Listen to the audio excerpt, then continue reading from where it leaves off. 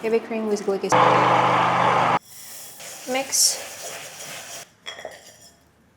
3-4 millimeter.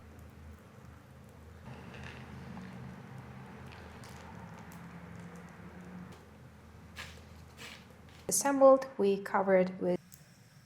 I pour a generous amount at all, and this scraper, and rotate the turn. Not moving at all, and I just rotate it.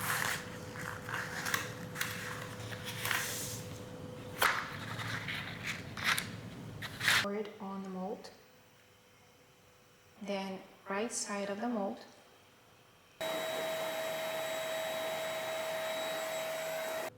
And then I carefully remove the mold, the top.